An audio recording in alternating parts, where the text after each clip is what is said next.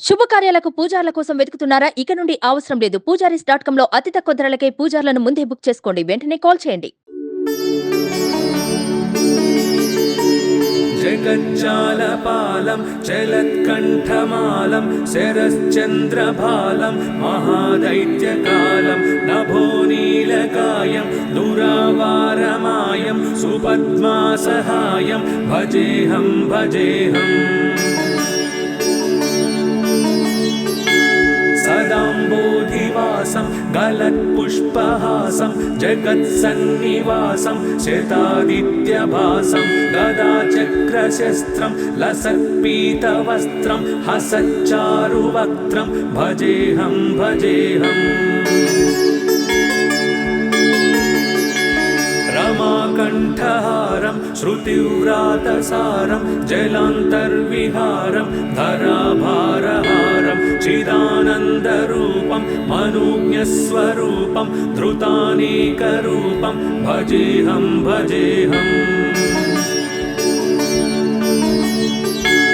జరాజన్మహీనం పరానందపీనం సమాధానలీనం సదైవానవీనం జగజ్జన్మహేతుం సురానీకకేతుం త్రిలోకైకసేతుం భజేహం భజేహం నాయగానం ఖగాదీశయానం విముక్తిర్నిదానం హరారాతిమానం స్వభక్తానుకూలం జగద్వృక్షమూలం నిరస్తార్థశూలం భజేహం భజేహం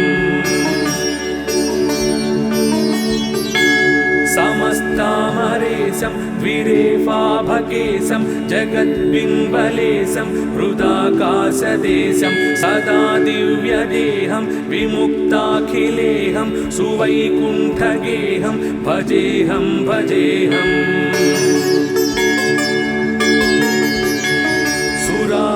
బలిష్టం త్రిలోకీవరిష్టం గురూణాం గరిష్టం స్వరూపైకనిష్టం సదా యుద్ధధీరం మహావీరవీరం మహోంబోధితీరం భజేహం భజేహం రమావామభాగం తలానగ్రనాగం కృతాధీనయాగం గతారాగరాగం మునీంద్రైః సుగీతం సురైః సంపరీతం గుణౌధౌరతీతం భజేహం భజేహం ఇదం యస్తు నిత్యం సమాధాయ చిత్తం పఠేదష్టకం కంఠహారం మురారే స విష్ణోర్విశోకం ధ్రువం యాతి లోకం జరాజన్మశోకం పునర్విందతేనో జగజ్జాలపాలం చలత్కంఠమాలం శరశ్చంద్రభాలం మహాదైత్యకాలం నభోనీలకాయం దురావారమాయం సుపద్మాసహాయం భజేహం భజేహం సదాంబోధివాసం గలత్పుష్పహాసం జగత్సన్నివాసం శతాదిత్యభాసం గదాచక్రశస్త్రం లసత్పీతవస్త్రం హసచ్చారువక్త్రం భజేహం భజేహం రమాకంఠహారం శృతివ్రాతసారం జలాంతర్విహారం ధరాభారహారం చిదానందరూపం మనోజ్ఞస్వరూపం ధృతానేకరూపం భజేహం భజేహం జరాజన్మహీనం పరానందపీనం సమాధానలీనం సదైవానవీనం జగజ్జన్మహేతుం సురానీకకేతుం త్రిలోకైకసేతుం భజేహం భజేహం నాయగానం ఖగాదీశయానం విముక్తిర్నిదానం హరారాతిమానం స్వభక్తానుకూలం జగద్వృక్షమూలం నిరస్తార్థశూలం భజేహం భజేహం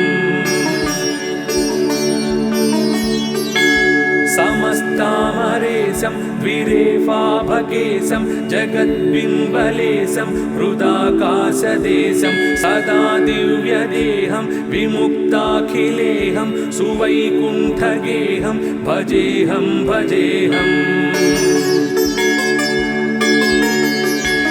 सुरालीबलिष्ठं त्रिलोकीवरिष्ठं गुरूणां गरिष्ठं स्वरूपैकनिष्ठं सदा युद्धधीरं महावीरवीरं महोम्बोधितीरं भजेऽहं भजेऽहम्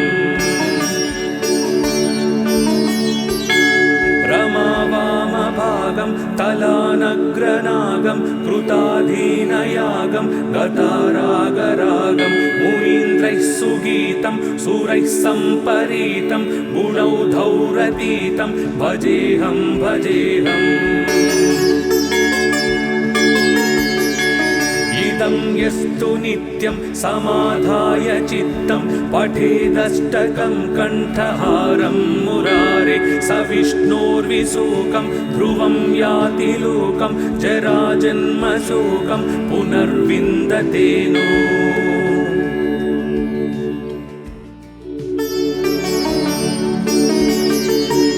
जगज्जालपालं चलत्कण्ठमालं शरश्चन्द्रभालं महादैत्यकालं नभोनीलकायं दुरावारमायं सुपद्मासहायं भजेऽहं भजेऽहम् सदाम्बोधिवासं गलत्पुष्पहासं जगत्सन्निवासं शतादित्यभासं गदाचक्रशस्त्रं लसत्पीतवस्त्रं हसच्चारुवक्त्रं भजेऽहं भजेऽहम् रमाकण्ठहारं श्रुतिव्रातसारं जलान्तर्विहारं धराभारहारं चिदानन्दरूपं मनोज्ञस्वरूपं धृतानेकरूपं भजेऽहं भजेऽहम् जराजन्महीनं परानन्दपीनं समाधानलीनं सदैवानवीनं जगज्जन्महेतुं सुरानीककेतुं त्रिलोकैकसेतुं भजेऽहं भजेऽहम् नायगानं खगादीशयानं विमुक्तिर्निदानं हरारादिमानं स्वभक्तानुकूलं जगद्वृक्षमूलं निरस्तार्थशूलं भजेऽहं भजेऽहम् समस्तामरेशं द्विरेफाभकेशं जगद्बिम्बलेशं हृदाकाशदेशं सदा दिव्यदेहं विमुक्ताखिलेहं सुवैकुण्ठगेहं भजेऽहं भजेऽहम् सुरालीबलिष्ठं त्रिलोकीवरिष्ठं गुरूणां गरिष्ठं स्वरूपैकनिष्ठं सदा युद्धधीरं महावीरवीरं महोम्बोधितीरं भजेऽहं भजेऽहम् रमावामभागं तलानग्रनागं कृताधीनयागं गतारागरागं मुनीन्द्रैः सुगीतं सुरैः सम्परीतं गुणौधौरतीतं भजेऽहं भजेऽहम् इदं यस्तु नित्यं समाधाय चित्तं पठेदष्टकं कण्ठहारं मुरारे स विष्णोर्विशोकं ध्रुवं याति लोकं जराजन्मशोकं पुनर्विन्दते नो जगज्जालपालं चलत्कण्ठमालं शरश्चन्द्रभालं महादैत्यकालं नभोनीलकायं दुरावारमायं सुपद्मासहायं भजेऽहं भजेऽहम् सदाम्बोधिवासं गलत्पुष्पहासं जगत्सन्निवासं शतादित्यभासं गदाचक्रशस्त्रं लसत्पीतवस्त्रं हसच्चारुवक्त्रं भजेऽहं भजेऽहम् रमाकण्ठहारं श्रुतिव्रातसारं जलान्तर्विहारं धराभारहारं चिदानन्दरूपं मनोज्ञस्वरूपं धृतानेकरूपं भजेऽहं भजेऽहम् जराजन्महीनं परानन्दपीनं समाधानलीनं सदैवानवीनं जगज्जन्महेतुं सुरानीककेतुं त्रिलोकैकसेतुं भजेऽहं भजेऽहम् कृताम्नायगानं खगादीशयानं विमुक्तिर्निदानं हरारातिमानं स्वभक्तानुकूलं जगद्वृक्षमूलं निरस्तार्थशूलं भजेऽहं भजेऽहम् समस्तामरेशं द्विरेफाभकेशं जगद्बिम्बलेशं हृदाकाशदेशं सदा दिव्यदेहं विमुक्ताखिलेहं सुवैकुण्ठगेहं भजेऽहं भजेऽहम् सुरालीबलिष्ठं त्रिलोकीवरिष्ठं गुरूणां गरिष्ठं स्वरूपैकनिष्ठं सदा युद्धधीरं महावीरवीरं महोम्बोधितीरं भजेऽहं भजेऽहम् रमावामभागं तलानग्रनागं कृताधीनयागं गतारागरागं मुनीन्द्रैः सुगीतं सुरैः सम्परीतं गुणौधौरतीतं भजेऽहं भजेऽहम् इदं यस्तु नित्यं समाधाय चित्तं पठेदष्टकं कण्ठहारं मुरारे स विष्णोर्विशोकं ध्रुवं याति लोकं जराजन्मशोकं पुनर्विन्दते नो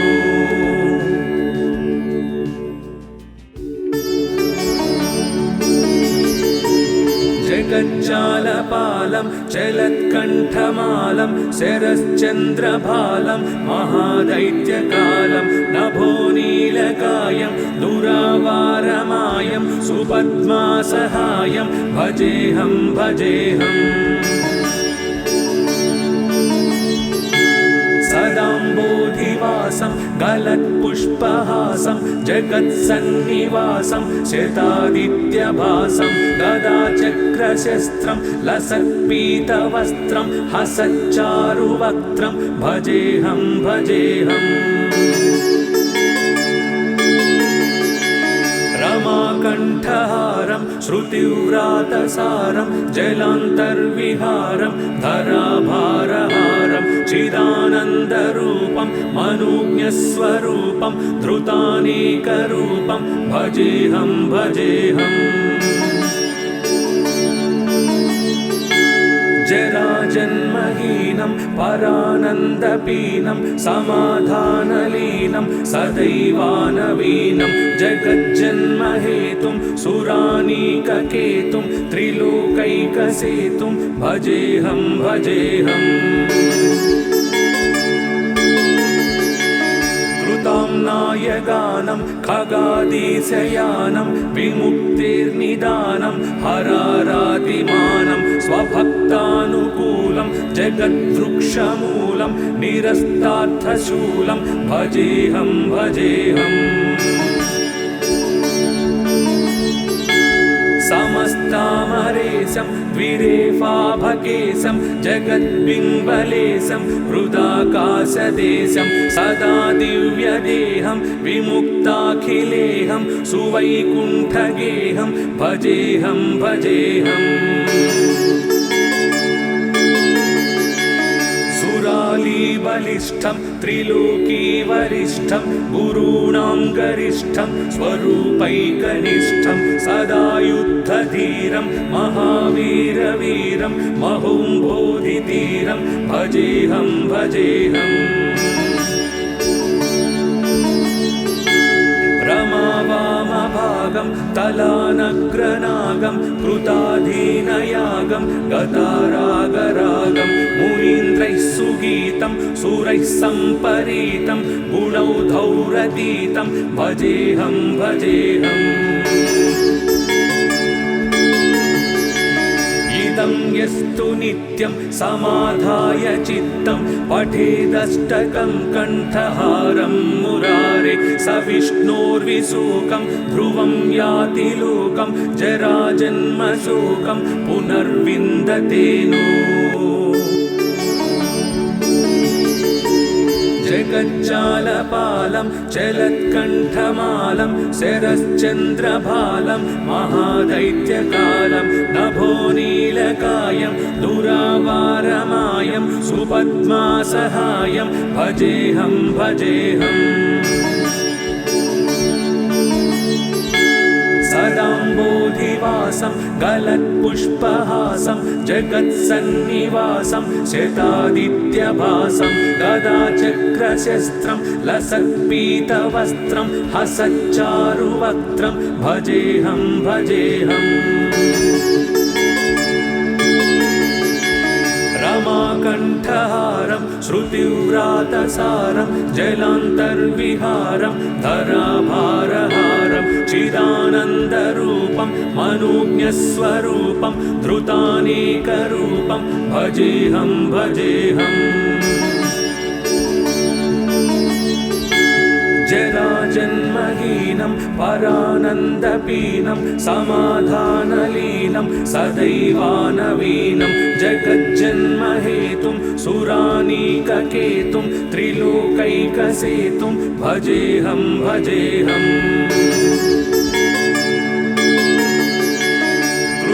नायगानं खगादीशयानं विमुक्तिर्निदानं हरारातिमानं स्वभक्तानुकूलं जगद्वृक्षमूलं निरस्तार्थशूलं भजेऽहं भजेऽहम्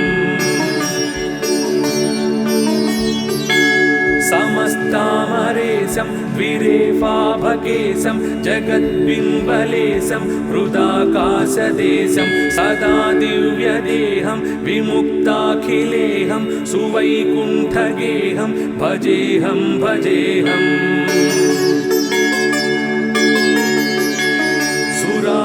बलिष्ठं त्रिलोकीवरिष्ठं गुरूणां गरिष्ठं स्वरूपैकनिष्ठं सदा युद्धधीरं महावीरवीरं महोम्बोधिधीरं भजेऽहं भजेऽहम्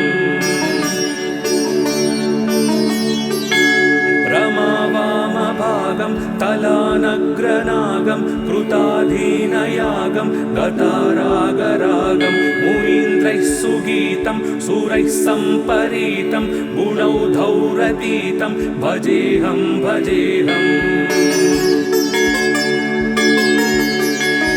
इदं यस्तु नित्यं समाधाय चित्तं पठेदष्टकं कण्ठहारं मुरारे स विष्णोर्विशोकं ध्रुवं याति लोकं जराजन्मशोकं पुनर्विन्दते नो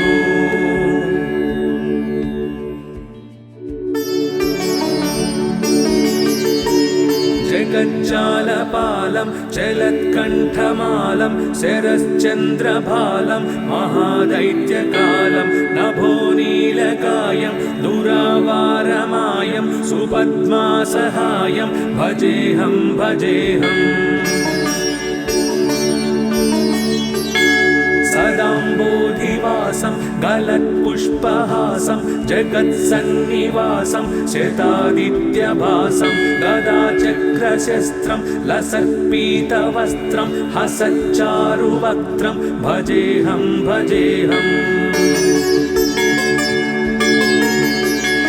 रमाकण्ठहारं श्रुतिव्रातसारं जलान्तर्विहारं धराभारहारं चिदानन्दरूपं मनोज्ञस्वरूपं धृतानेकरूपं भजेऽहं भजेऽहम्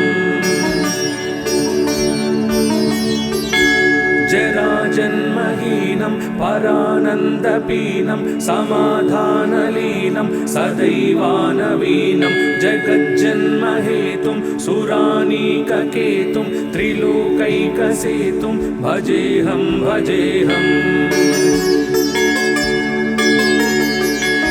कृताम्नायगानं खगादीशयानं विमुक्तिर्निदानं हरारातिमानं स्वभक्तानुकूलं जगद्वृक्षमूलं निरस्तार्थशूलं भजेऽहं भजेऽहम् समस्तामरेशं द्विरेफाभकेशं जगद्बिम्बलेशं हृदाकाशदेशं सदा दिव्यदेहं विमुक्ताखिलेहं सुवैकुण्ठगेहं भजेऽहं भजेऽहम् सुरालीबलिष्ठं त्रिलोकीवरिष्ठं गुरूणां गरिष्ठं स्वरूपैकनिष्ठं सदा युद्धधीरं महावीरवीरं महोम्बोधितीरं भजेऽहं भजेऽहम् रमावामभागं तलानग्रनागं कृताधीनयागं गतारागरागं मुनीन्द्रैः सुगीतं सुरैः सम्परीतं गुणौधौरतीतं भजेऽहं भजेऽहम् इदं यस्तु नित्यं समाधाय चित्तं पठेदष्टकं कण्ठहारं मुरारे स विष्णोर्विशोकं ध्रुवं याति लोकं जराजन्मशोकं पुनर्विन्दते नो जगज्जालपालं चलत्कण्ठमालं शरश्चन्द्रभालं महादैत्यकालं नभोनीलकायं दुरावारमायं सुपद्मासहायं भजेऽहं भजेऽहम् सदाम्बोधिवासं गलत्पुष्पहासं जगत्सन्निवासं शतादित्यभासं गदाचक्रशस्त्रं लसत्पीतवस्त्रं हसच्चारुवक्त्रं भजेऽहं भजेऽहम् रमाकण्ठहारं श्रुतिव्रातसारं जलान्तर्विहारं धराभारहारं चिदानन्दरूपं मनोज्ञस्वरूपं धृतानेकरूपं भजेऽहं भजेऽहम् जराजन्महीनं परानन्दपीनं समाधानलीनं सदैवानवीनं जगज्जन्महेतुं सुरानीककेतुं त्रिलोकैकसेतुं भजेऽहं भजेऽहम् कृताम्नायगानं खगादीशयानं विमुक्तिर्निदानं हरारातिमानं स्वभक्तानुकूलं जगद्वृक्षमूलं निरस्तार्थशूलं भजेऽहं भजेऽहम् समस्तामरेशं द्विरेफाभकेशं जगद्बिम्बलेशं हृदाकाशदेशं सदा दिव्यदेहं विमुक्ताखिलेहं सुवैकुण्ठगेहं भजेऽहं भजेऽहम् सुरालीबलिष्ठं त्रिलोकीवरिष्ठं गुरूणां गरिष्ठं स्वरूपैकनिष्ठं सदा युद्धधीरं महावीरवीरं महोम्बोधितीरं भजेऽहं भजेऽहम् रमावामभागं तलानग्रनागं कृताधीनयागं गतारागरागं मुनीन्द्रैः सुगीतं सुरैः सम्परीतं गुणौधौरतीतं भजेऽहं भजेऽहम् इदं यस्तु नित्यं समाधाय चित्तं पठेदष्टकं कण्ठहारं मुरारे स विष्णोर्विशोकं ध्रुवं याति लोकं जराजन्मशोकं पुनर्विन्दते नो।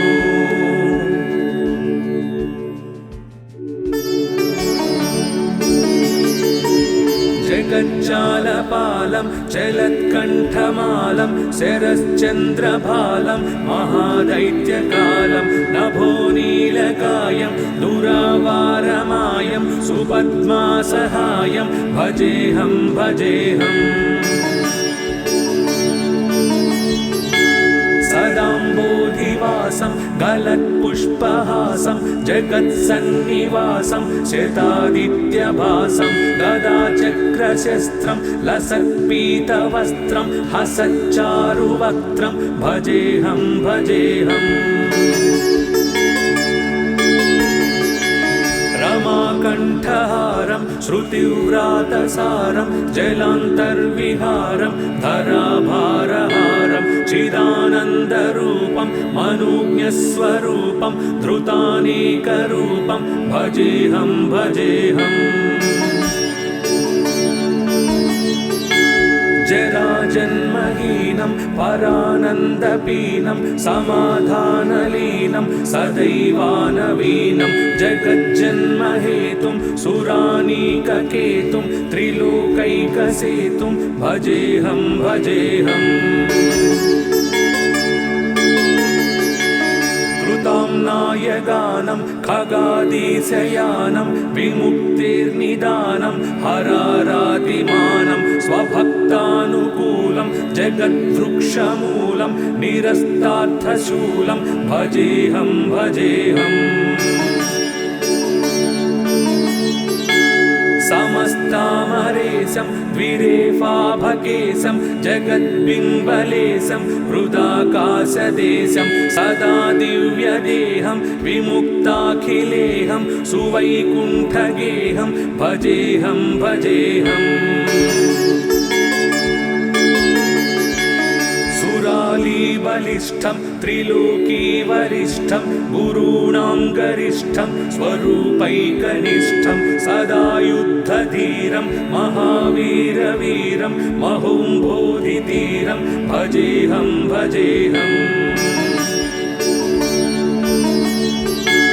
रमावामभागं तलानग्रनागं कृताधीनयागं गतारागरागं मुनीन्द्रैः सुगीतं सुरैः सम्परीतं गुणौधौरतीतं भजेऽहं भजेऽहम्।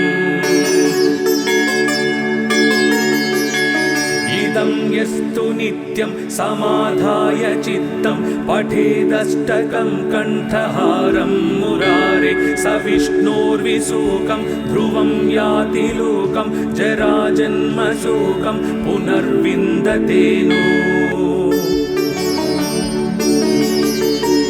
जगज्जालपालं चलत्कण्ठमालं शरश्चन्द्रभालं महादैत्यकालं नभोनीलकायं दुरावारमायं सुपद्मासहायं भजेऽहं भजेऽहम्।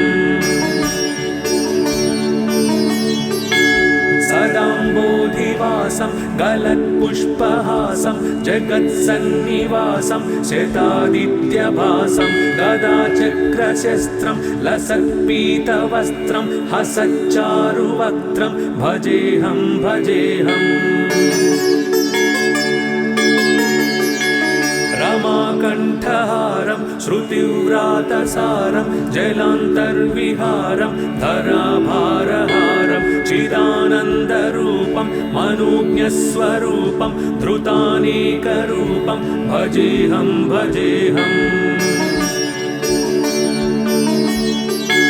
जराजन्महीनं परानन्दपीनं समाधानलीनं सदैवानवीनं जगज्जन्महेतुं सुरानीककेतुं त्रिलोकैकसेतुं भजेऽहं भजेऽहम्।